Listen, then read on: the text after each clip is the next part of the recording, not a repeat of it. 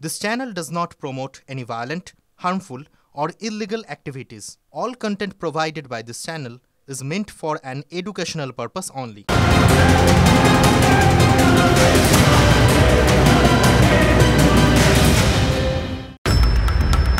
লজ্জায় মাথা হেট হয়ে যাচ্ছে গতকাল। এই লজ্জা আমার, আপনার, আমাদের প্রত্যেকে। আরজিকর হাসপাতালে ঘটে যাওয়া ঘটনা নাড়িয়ে দিয়েছে গোটা বাংলাকে, আর সেই ঘটনার সব তথ্য সবার আগে পৌঁছে দিচ্ছেন আমাদের প্রতিনিধিরা। আপনাদের সঙ্গে রয়েছি আমি রুবেলা, দাঁড়িয়ে রয়েছি ঠিক আরজিকর কলেজ হাসপাতালে। আরজিকর মেডিকেল গতকাল থেকে শিরোনাম আঁকড়ে রয়েছে এখানে চিকিৎসক পড়ুয়ার মৃত্যুর ঘটনা। 24 ঘন্টা পেরিয়ে গিয়েছে এবং এই ঘটনায় এখনো পর্যন্ত একজনকে গ্রেফতার করা হয়েছে। দেখুন, আমরা আইনের কাছে বাধা, তাই আমরা সেই তরুণীর নাম কোনোভাবেই ডিসক্লোজ করতে পারবো না, কিন্তু সেই তরুণীর নাম আমরা TV9 বাংলা দিয়েছি তিলোত্তমা। কেন? কারণ তিনি এই রাজ্যের মেয়ে, এই শহরের মেয়ে, তার সঙ্গে ঘটে যাওয়া এই ঘটনা আমার লজ্জা, আপনার লজ্জা। তাই আজ তিলোত্তমাকে নিয়েই তার সুবিচারের দাবিতে পথে নামছে সকলেই। আমরা কথা বলবো, আমাদের প্রতিনিধিরা রয়েছেন সঙ্গে, আমাদের সঙ্গে এই মুহূর্তে আরজিকর হাসপাতাল থেকেই রয়েছেন অপর প্রান্ত থেকে আমাদের প্রতিনিধি সুপ্রিয় গুহ। আমি সুপ্রিয়র কাছেই যাই। সুপ্রিয়, 24 ঘন্টার সময় অতিক্রান্ত, তিলোত্তমার মৃত্যুতে এখনো পর্যন্ত একজনকে গ্রেফতার করা হয়েছে এবং বেশ কিছু সূত্র মারফত তাকে গ্রেফতার করা হয়েছে। কি এখনো পর্যন্ত পুলিশের হাতে তথ্য আছে, আর কি ভাবে তদন্ত এগোতে চাইছে পুলিশ?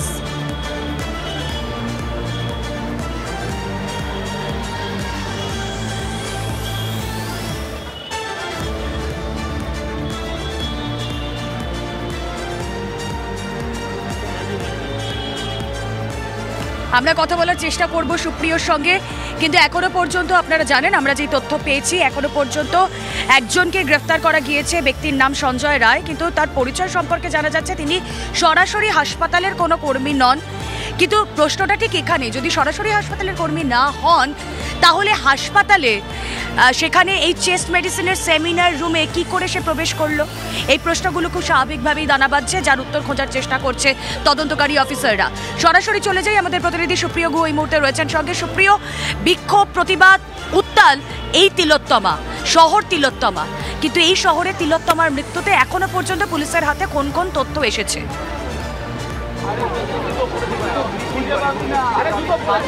দেখো, তোমাকে একটু প্রথমেই হাসপাতাল চত্বরের ছবিটা দেখানোর চেষ্টা করি।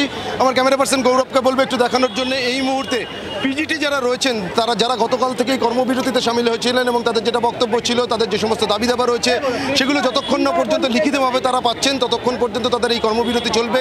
এমার্জেন্সি পরিষেবা বাদ দিয়ে সর্বত্রই তাদের যে কর্মবিরতি সেটা চালু থাকবে। এই মুহূর্তে তারা কিন্তু অবস্থান বিক্ষোভে বা যে অবস্থান কর্মসূচি, সেই কর্মসূচিতে সামিল হতে চলেছেন। অন্যদিকে নার্সিং পড়ুয়া, তারাও তাদের নিরাপত্তা এবং জাস্টিসের দাবিতে তারাও প্রতিবাদ মিছিল করছে।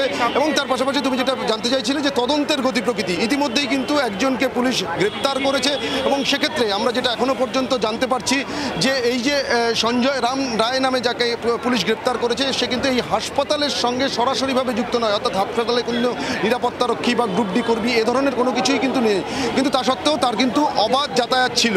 কিন্তু যেটা এখনো পর্যন্ত আমরা যেটা জানতে পারছি যে হাসপাতালের ভেতরে যে জায়গাতে, অর্থাৎ সেমিনার হল যেখানে এই ঘটনা ঘটে, সেই সেমিনার হল বা তার সামনের যে লবি, সেখানে সিসিটিভি না থাকলেও যে চেস্ট মেডিসিন ডিপার্টমেন্টের ভেতর থেকে এই সেমিনার হলে পৌঁছানো যায়, সেই জায়গার যে সিসি ক্যামেরা, সেই ফুটেজ যখন তদন্তকারীদের হাতে আসে, সেখান থেকে তারা এই ব্যক্তিকে যেতে দেখেন এবং তার পরবর্তীতে অন্যান্য ফুটেজ থেকেও কিন্তু এই ব্যক্তির উপস্থিতির বিষয়ে তদন্তকারীরা নিশ্চিত হন। এবং তারপরেই এই ব্যক্তি, অর্থাৎ পরবর্তীতে যেটা জানা যায় তার নাম সঞ্জয় রায়, তাকে জিজ্ঞাসাবাদ শুরু হয় এবং জিজ্ঞাসাবাদের পর প্রথমে তাকে আটক করা হয়। অন্যদিকে আমরা যেটা পুলিশ সূত্রে জানতে পারছি যে এই সঞ্জয় রায় নামে যাকে অভিযুক্ত হিসেবে পুলিশ গ্রেফতার করেছে, তাহলে কি করে এই ব্যক্তি, তার এই অবাধ যাতায়াত ছিল?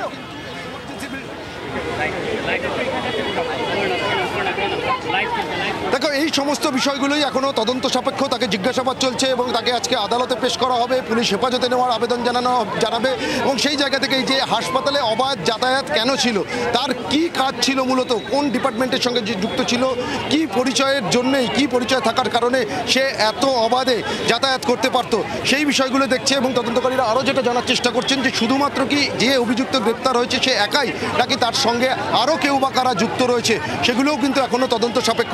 এবং তুমি যেটা দেখতে পাচ্ছ, হাসপাতালে যারা পিজিটিটা রয়েছে, যারা কর্মবিরতির ডাক দিয়েছিল গতকাল থেকেই, তারা কিন্তু এই মুহূর্তে একেবারে এমার্জেন্সি বিল্ডিংয়ের সামনের যে জায়গা রয়েছে সেখানে রাস্তার উপরে বসে পড়ে তারা তাদের যে কর্মবিরতি সেই কর্মবিরতিতে সামিল হয়েছে।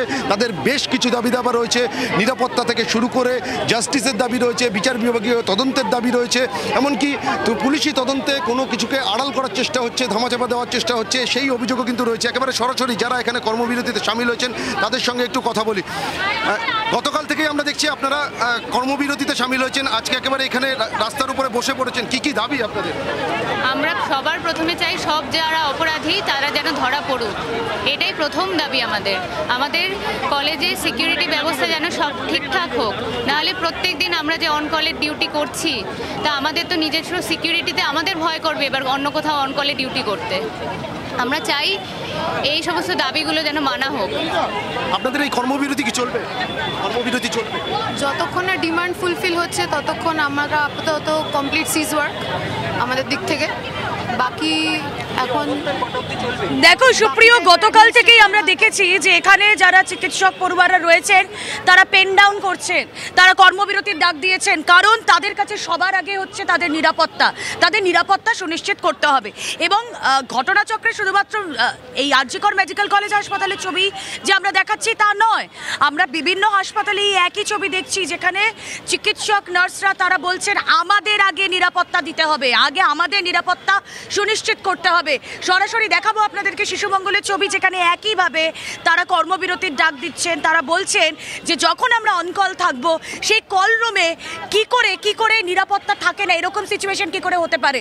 আরজিকর মেডিকেল কলেজ হাসপাতালে যেই ঘটনা ঘটেছে সেই ঘটনার পুনরাবৃত্তি যেন আর কোথাও কোনোভাবে না হয়, এই দাবি তারা করছেন। শুধু চিকিৎসকরা কেন, এই সমাজের বিভিন্ন মহল তারা কিন্তু প্রতিবাদে সোচ্চার হয়েছেন। শিশুমঙ্গলের ছবি যখন আপনাদের দেখালাম, আসুন সরাসরি নিয়ে যাই আমাদের প্রতিনিধি শান্ত ভট্টাচার্য রয়েছেন সঙ্গে। শান্ত, মেডিকেল কলেজ আরজিকর যেখানে ঘটনা ঘটলো, কিন্তু তার আজ কিভাবে ছড়িয়ে পড়ছে দেখো শহরের প্রতিটা হাসপাতালে।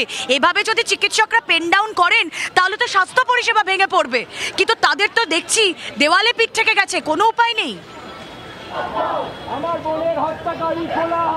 একদমই, দেখো তারা কিন্তু কোথাও একটা নিরাপত্তার অভাব বোধ করছে না, সেই কারণে তারা কিন্তু রাজপথে নামতে বাধ্য হয়েছেন। যেরকম দেখা যাচ্ছে দক্ষিণ কলকাতার শিশুমঙ্গল হাসপাতাল, তারা কিন্তু মূলত একটাই দাবি করছেন, উই ওয়ান্ট জাস্টিস, এবং সেই দাবি নিয়েই কিন্তু তারা আজকে রাজপথে নেমেছেন। প্রত্যেকেই কিন্তু চিকিৎসক অথবা চিকিৎসক পড়ুয়া, আর সেই জায়গায় দাঁড়িয়ে আরজিকর কাণ্ড যেভাবে ঘটে গিয়েছে সেই জায়গা থেকে দাঁড়িয়ে কিন্তু তারা একটা বিষয় মনে করছেন, তারাও নিরাপত্তার মধ্যে নেই। আর তারা সেই কারণে যে অভিযুক্ত তার যেমন ফাঁসি চাইছেন, তেমনই তারা নিরাপত্তার দাবি জানাচ্ছেন। এখানে যারা চিকিৎসক রয়েছেন, যারা চিকিৎসক পড়ুয়া রয়েছেন, আমি সরাসরি তাদের কাছে চলে যাবো। আপনারা কি নিরাপত্তার অভাব কোথাও বোধ করছেন যে এই ঘটনার? একদম অবশ্যই নিরাপত্তার অভাব ভোগ করছি আমরা। একজন মহিলা চিকিৎসক হোক, একজন ডাক্তার হোক, তারা নিজের কলেজে কর্তব্যরত অবস্থায় নিজের ক্যাম্পাসের মধ্যে, প্রেমিসেসের মধ্যে এইরকম একটা ঘটনা ঘটেছে। কী ঘটেছে আপনারা জানেন, আমরা এর বেশি বলতে চাইছি না, আমরা পারছি না। আমরা নিরাপত্তাবোধে ভোগ করছি। আমরা আপনাদের কাছে প্রশ্ন করছি যে এর শেষ কোথায়? মানে এইটা যদি আমাদের সবাইকে অ্যাজ এ হোল, মানে পুরো ডাক্তার হোক, অশিক্ষক কর্মচারী হোক, বাইরে যত রকম প্রফেশনের মানুষ আছে, সবাইকে যদি একসাথে জাগিয়ে না তুলতে পারে এই ঘটনা, তাহলে আমরা কবে জাগবো?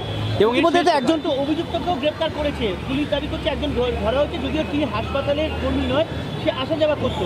এটা তো একটা বড়সড় নিরাপত্তার প্রশ্ন। বড়সড় নিরাপত্তার প্রশ্ন বটেই, কিন্তু সেইটার দায়িত্ব কার? এবং যে আসা যাওয়া হচ্ছে গভর্নমেন্ট হসপিটালে, তো আসা যাওয়া হবেই, কেন হবে না? পেশেন্ট আসবে, পেশেন্ট পার্টি আসবে, বাইরের লোক আসবে, আপনি বাইরের লোক কি ভেতরের লোক ডিফারেন্সিয়েট কীভাবে করবেন? ডিফারেন্সিয়েট তো করা যাবে না। তাই জন্য কী করতে হবে? সিকিউরিটি বাড়াতে হবে। ফিমেল ডক্টর, একটা পিজিটি, সে কোয়ালিফাইড ডক্টর, সে 36 ঘন্টা ধরে ডিউটি দিচ্ছে, রাত্রিবেলা তার যদি নিরাপত্তার দায়িত্ব অথরিটি না নেয়, কেউ যদি তার রেসপন্সিবিলিটি না নেয়, তাহলে কে নেবে? একদমই তুমি শুনতে পেলে যে প্রত্যেকে কিন্তু একটা বিষয় প্রশ্ন তুলছেন, পুলিশের তরফে বা হাসপাতাল কর্তৃপক্ষের তরফে ব্যবস্থা না নেয় তাহলে কে নেবে, এই প্রশ্নই কিন্তু তুলছেন চিকিৎসক পড়ুয়া। রোগীকে পরিষেবা দিতে সেই ডাক্তাররা তারা যদি নিরাপদ বোধ না করেন তাহলে কি করে হবে? এই প্রশ্ন তারা তুলছেন। শুধুমাত্র মেডিকেল কলেজ হাসপাতাল দেখাচ্ছি, শিশু মঙ্গলের ছবি দেখাচ্ছি তা নয়, বাঁকুড়া মেডিকেল কলেজ, সেখানে ওই একই ছবি। অর্থাৎ এই আরজিকর মেডিকেল কলেজের ঘটনার আজ শুধুমাত্র শহরের হাসপাতালগুলোতে যে ছড়িয়ে পড়েছে তা নয়, দিকে দিকে শহর পেরিয়ে জেলা আমরা একই ছবি দেখতে পাচ্ছি। কিন্তু কেন? প্রশ্নটা তো এই জায়গায়, প্রশ্নটা এই জায়গায় যে কেন তারা নিরাপদে থাকবেন না।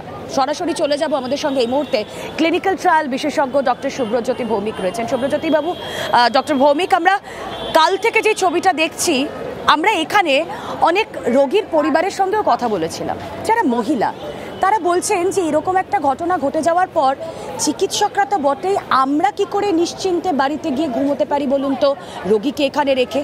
সার্বিকভাবে এটাই কি সরকারি সুপার স্পেশালিটি হাসপাতালের ছবি? এই ছবি কি আমাদের দেখতে হবে? সত্যি রুমেলা, আজকে এটা বড় কালো দিন এবং লজ্জার দিন। আমি নিজে আরজিকর মেডিকেল কলেজের ছাত্র এবং আমি ভাবতে পারছি না যে এই দিনটা দেখার জন্য আমাদের আজকে বেঁচে থাকতে হলো।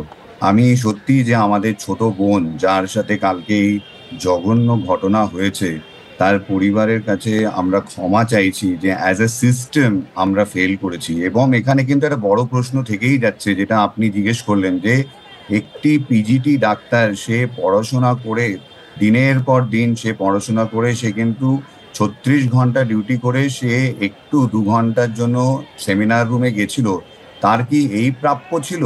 আজকে যে মা বাবারা আপনাদের এই টেলিভিশন দেখছেন এবং তারা চাইছে যে তার মেয়ে ডাক্তার হোক, তারা এরপরে কি ডাক্তারি কলেজে কোনোদিন তার মেয়েকে পাঠাতে পারবেন? সেই প্রশ্নটা থেকেই যাচ্ছে। যেরকম আরেকটা প্রশ্ন উঠে আসছে যে কাতারে কাতারে যেরকম লোক সরকারি হাসপাতালে যান, আমাদের গাইনি ওয়ার্ড আমরা জানি, আমাদের সার্জারি ওয়ার্ডে আমরা জানি, যেখানে কিন্তু প্রচুর মহিলারা থাকেন এবং অনেক ক্ষেত্রেই তারা কিন্তু আনকনসিয়াস থাকেন। সেই ক্ষেত্রে আমাদের ওই পেশেন্টসদের কি হচ্ছে, তাদের নিরাপত্তা নিয়ে আমরা কি আজকে ভাববো না? কবে আমরা, আমি গতকাল নিজে যখন আরজি করে এসেছিলাম প্রথম, আমি তার ভেতরে যখন ঢুকেছিলাম, যেহেতু ক্যামেরা নিয়ে প্রবেশ নিষিদ্ধ, আমি নিজে গেছি, আমি চোখে যা দেখেছি আমি আপনাকে বলছি। সেই ছবি দেখলে তাহলে আপনি কি বলবেন বলুন। আমি দেখেছি যে এখানে লাইট অফ রয়েছে কিছু কিছু জায়গায়, সেখানে ছেলেমেয়েরা বসে একসঙ্গে গল্প করছে। আমি দেখেছি একটা বটলে সেখানে মাদক দ্রব্য রাখা রয়েছে, পাশে চিপসের প্যাকেট পড়ে রয়েছে, এটা আমি দেখেছি। সেই ছবি আমার কাছে রয়েছে, আমি সময়ান্তরে TV9 বাংলা দর্শকদের সামনেও সেই ছবি আনতে বলবো। কিন্তু হ্যাঁ, আমি নিজের চোখে সেই ছবি দেখেছি। সেখানে যদি আমি নিজে রোগীর পরিবার হয়ে আসি, আমি কোনোভাবেই তো আশ্বস্ত হতে পারবো না। তাহলে সত্যিই তো এই চিকিৎসক পড়ুয়ার তাদের পরিবাররা কিভাবে আশ্বস্ত হবেন ছেলে মেয়েদের এখানে পড়তে পাঠিয়ে? এবারে এবং আমার মনে হয় এটা কিন্তু টিপ অফ দি আইসবার্গ, যে সমাজে যে অরাজকতা চলছে, যেই ললেসনেস চলছে, এবং এই যে একটা চিন্তা ভাবনা যে আমরা যা ইচ্ছে তাই করে সমাজে বেরিয়ে যাব, কেউ আমাদের কিচ্ছু করতে পারবে না, জেল থেকে বেরিয়ে যাব, ফাঁসি হবে না, এই যে একটা ভীতি নেই কোনো লয়ের প্রতি, তারই কিন্তু প্রতিফলন আমরা দেখলাম এই মেয়েটির জীবনে।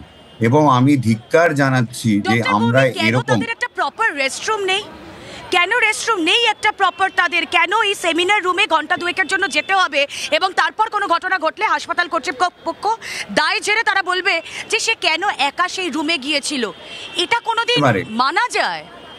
এটা মানা যায় না। এবং আজকে আমি জানি না, যেটা আমার একজন আমি শুনলাম পড়ুয়া ভাই, তিনি বলছিলেন যে এই ঘটনা যদি নির্ভয়া ঘটনাতে সারা দেশ একসাথে আসতে পারে, এই ভাগ্যহীনা ডাক্তারের ঘটনা যদি আজকে সমাজকে না নাড়াতে পারে, আর আমরা কি জন্য অপেক্ষা করব? যে আমাদের বাড়ির মা বোনেদের যখন রাস্তায় টেনে বের করা হবে, তখনের জন্য কি আমরা অপেক্ষা করব?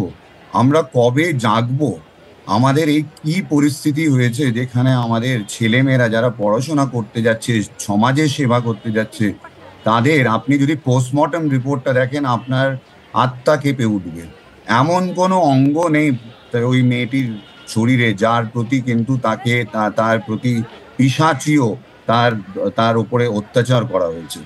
এটার আমি দাবি জানাচ্ছি আপনার চ্যানেলের থ্রু দিয়ে, যে ফাস্ট ট্র্যাক কোর্ট গভর্নমেন্টকে করতে হবে এবং দৃষ্টান্তহীন, এমন একখানা নজরবিহীন একটা এমন দণ্ড দিতে হবে যাতে মানুষ ভয় পায় যে কোনো মহিলা, আমি আজকে ডাক্তার, নিশ্চয়ই ডাক্তার হয়ে এটা আমাদের জন্য আরো বেশি কষ্টের, কিন্তু কোনো মহিলার গায়ে যেন কেউ হাত দিতে না পারে। আমরা কিন্তু বারবার এই জায়গায় ফেল করছি। তাতে কিন্তু আমাদের পলিটিক্যাল সিস্টেমকে একটা দায়িত্ব দিতেই একদম হবে। রাইটলি পয়েন্ট করেছেন ডক্টর ভৌমিক। সেটা শহরের কোনো ফুটপাথ থেকে শহরের কোনো নামী সরকারি হাসপাতাল যেখানেই হোক না কেন, ঠিক আপনি যে কথাটা বললেন, কোনো মহিলার গায়ে কেউ হাত দেওয়ার আগে তার দিকে চোখ তুলে তাকানোর আগেও যেন ভয়ে বুক কাঁপে। আসলে ইউনিটি স্ট্রেংথ প্রমাণ করে দিয়েছিল নির্ভয়ার ঘটনা, গোটা দেশ তোলপাড় হয়েছিল। আজ বরং এই শহরে দাঁড়িয়ে এই তিলোত্তমার জন্য, তিলোত্তমার হয়ে আমরা প্রতিবাদে মুখর হই, জাস্টিস চাই। যেভাবে এই শহরের আকাশে বাতাসে এখন গুঞ্জিত হচ্ছে, উই ওয়ান্ট জাস্টিস।